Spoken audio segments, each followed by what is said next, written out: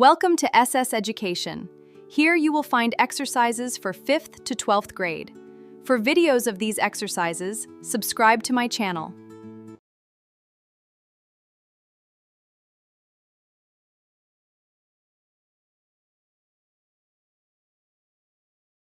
येथे दिलेल्या प्रतिमांमधील मजकूर खालीलप्रमाणे आहे.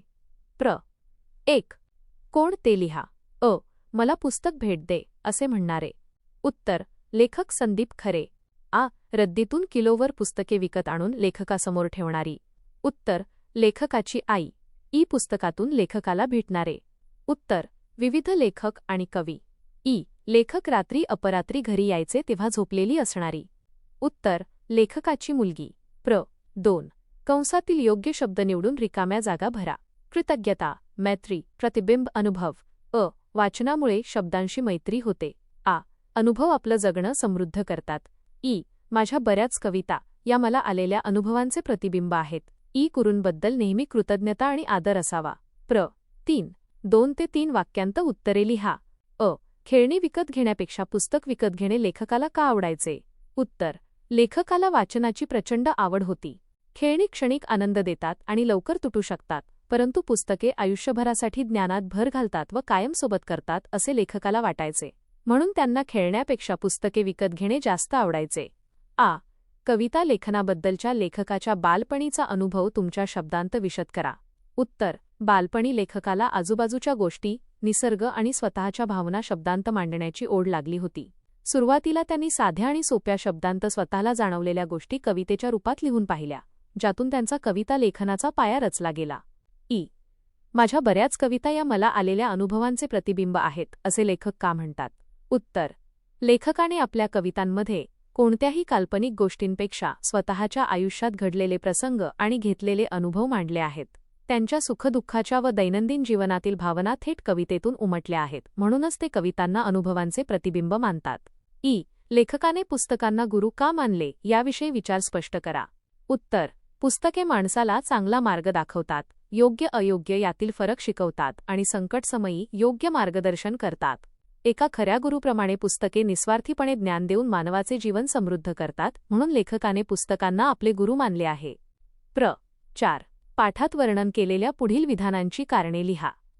लेखकाची पुस्तके पटकन वाचून पूर्ण व्हायची, कारण लेखकाला वाचनाची प्रचंड आवड आणि तीव्र ओढ होती. लहानपणापासूनच त्यांना पुस्तके वाचण्याचा मोठा छंद जडला होता. त्यामुळे हाती आलेले पुस्तक संपेपर्यंत ते एकाग्रतेने आणि वेगाने वाचत असत. कवीने सगळ्या प्रकारचे वाचन करावे, कारण विविध प्रकारच्या वाचनामुळे कवीचा शब्दसंग्रह आणि भाषिक समृद्धी वाढते.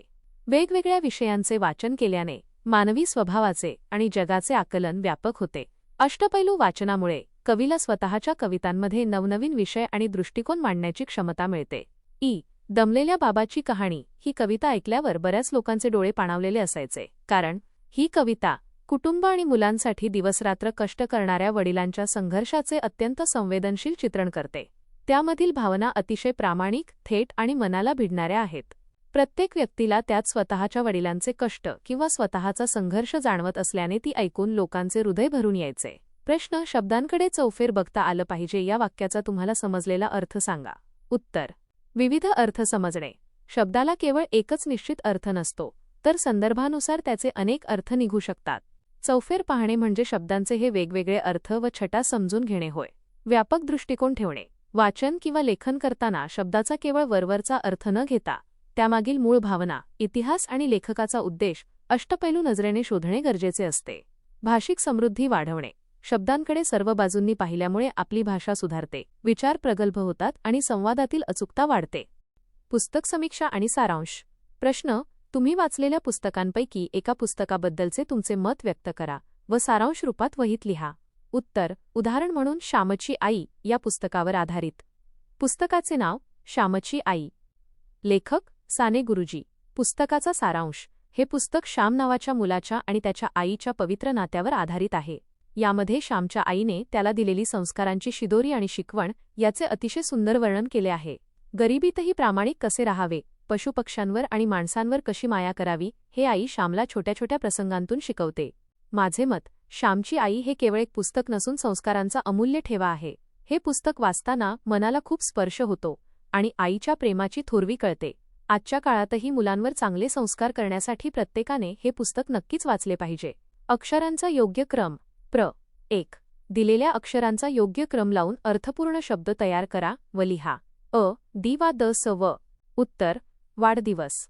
आला थ ग्रंथ. उत्तर ग्रंथालय. ईच त्य त्र आरी. उत्तर आश्चर्य. ई प्र ता ह क सम्म वि. उत्तर साप्ताहिक. लिंगानुसार शब्दांचे वर्गीकरण. येथे दिलेल्या शब्दांचे पुल्लिंगी, स्त्रीलिंगी आणि नपुंसकलिंगी या प्रकारांमध्ये वर्गीकरण करून तक्ता दिला आहे.